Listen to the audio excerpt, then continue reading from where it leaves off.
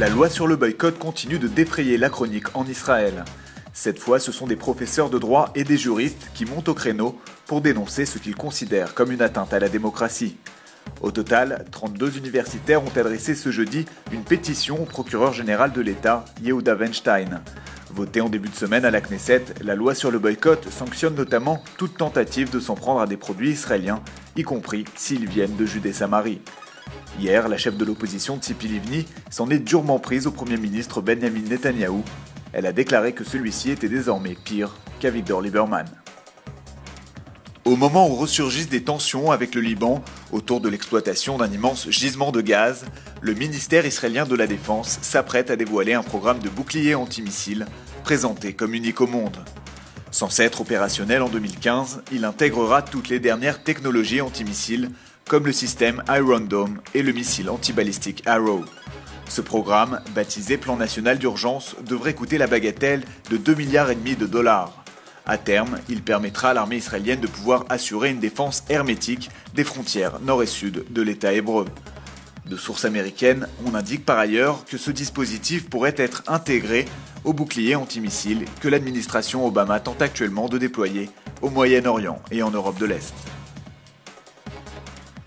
C'est une nouvelle directive du ministère de l'Éducation. À partir de septembre, les enfants qui seront à la crèche et en école maternelle devront hisser le drapeau bleu et blanc d'Israël avant de chanter l'hymne national, la Tikva. En principe, ce cérémonial se déroulera chaque dimanche matin, qui marque le début de la semaine. Les instituteurs et institutrices auront par ailleurs pour consigne d'enseigner aux enfants les différents symboles de l'État d'Israël, et ce, afin de renforcer leur éducation sioniste. Cette mesure ne s'appliquera pas au secteur arabe israélien. Émotion dans la communauté juive orthodoxe de New York. Dans le quartier de Brooklyn, des centaines de personnes ont accompagné la dépouille du petit Levi Kletzky, porté disparu depuis lundi soir et dont le corps avait finalement été retrouvé découpé en morceaux dans le réfrigérateur d'un homme de 35 ans. Levi Aaron, soupçonné du meurtre du petit garçon, se trouve actuellement entre les mains de la police new-yorkaise. Levi Kletzky, 8 ans, avait disparu après avoir quitté un centre de loisirs géré par une yeshiva de Brooklyn. Il avait eu pour la première fois l'autorisation de ses parents de rentrer seul à la maison et devait les retrouver quelques rues plus loin. Bonne affaire pour le Maccabi Haïfa. Lors du match aller comptant pour le deuxième tour préliminaire de la Ligue des Champions, l'équipe israélienne s'est largement imposée sur le score de 5-1 face au club bosniaque de Borac.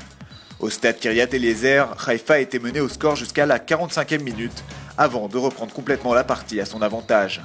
Les champions d'Israël peuvent donc respirer avant le match retour, prévu en Bosnie dans une semaine. Le Maccabi mettra assurément ce temps à profit pour se trouver un nouvel ailier gauche après le départ de Lior Rafaelov au club de Bruges.